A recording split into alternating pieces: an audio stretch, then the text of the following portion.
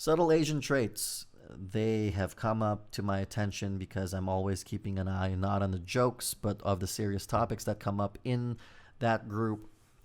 Um, for those that don't know, Subtle Asian Traits is a gathering of East Asians, Southeast Asians, and South Asians, mostly from the younger demographic, that joke and discuss serious topics. One serious topic that came up was in response to um, someone who had posted that their parents had converted a jacuzzi to a koi pond.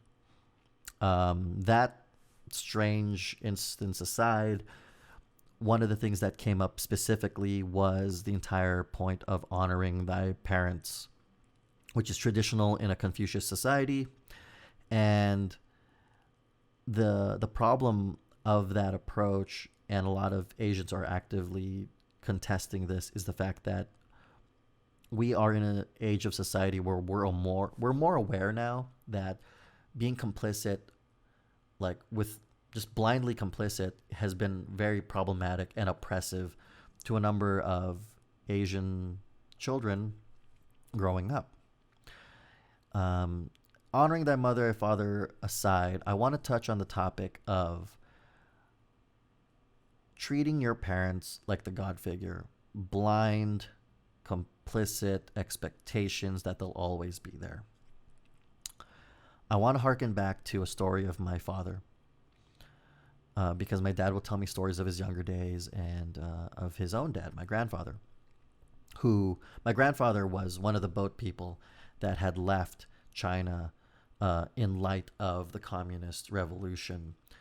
So he's one of the people that have migrated from migrated to Taiwan, Singapore, Philippines. My dad would tell me that my grandfather was supposed to go to Singapore, was supposed to go to Taiwan, but ended up in the Philippines in the end. And so my dad would tell me stories of how when he was younger, when his dad was still around, my dad had this spark, this entrepreneurial spark. He'd be able to analyze products, mechanical systems, businesses, and he'd figure out the best way to approach creating a business. He'd try to get his friends in on it, but his friends ultimately really fail him. So a lot of the times he had to do it on his own. Now, when his dad passed away early in his college years, my dad was flatlined. His entrepreneurial spark flatlined. And even to this day, my dad would have heavy regret, remorse, just a memory of what could have been if his dad was still around. That level of regret can really paralyze a person, and my dad was one of those people. And I've seen over the course of my life, looking back, and my mom has shared such observations, that there have been a number of times where my dad could have made better life decisions. But ultimately, it comes from a place of trauma and fear that my dad had not reconciled. And I've seen this amongst other people who have lost their parents. And there's even been psychological articles on an analysis where the loss of a parent can ultimately devastate a child, especially in the developing years. And what's amazing is I've seen examples of those who have lost a parent and have not been paralyzed the same way. And that could be thanks to a support system or reflection on life. But ultimately, they lose a very specific thing, and that is treating their parents as gods, as putting them on a pedestal. They lose the God figure perspective because they've either previously recognized or currently, as a means of closure, recognized how mortality works, or how mortality, the mortal experience is for them. And these individuals are highly sensitive to the value of others, their lives, their choices. And that's something that you really only experience when you lose the person that was there for you since the beginning. And that, most of the time, is your parents. And this is something I recognized early on, I'd say in senior year of high school. Now, I'm not going to say this such a paradigm shift is easy. I remember arguing with my parents quite a lot in those early years of this kind of paradigm shift that I had. But ultimately, I ended up in such an amazing, respectful, gracious relationship with my parents. And my parents would even remark at how much they really appreciated my relationship with them. And it's because I give my parents a sense of value because I recognize how finite the human life cycle is. And so I value the time, the space, the moments that I spend with them and with all people and family members.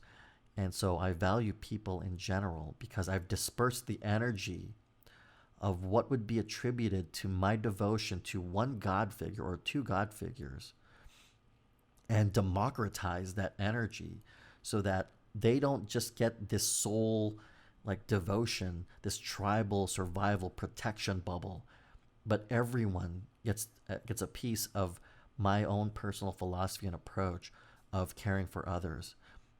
And so I don't take for granted, I don't expect them to always be there, but I will try my best to be there for them when things really hit the fan, because they are just as valuable to me as so many of my friends and other family members, because I've lost that focal point.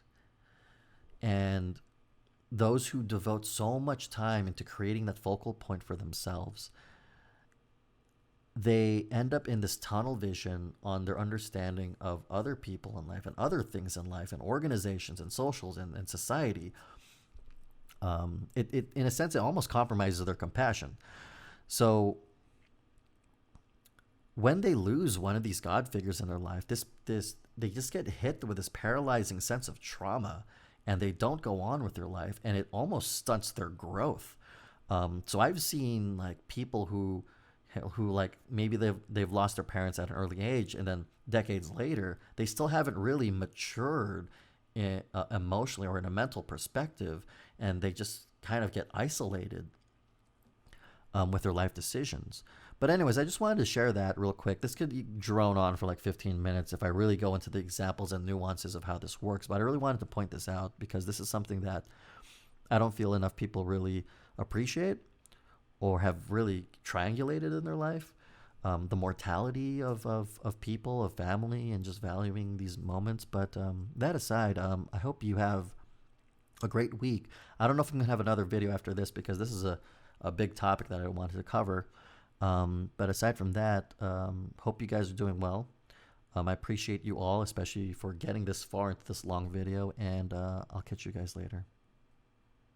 I'm very grateful that you've come this far in the video, and if there's one last thing I'd like to ask of you is to hit that like button, and if you'd like, subscribe, and I'll catch you guys later.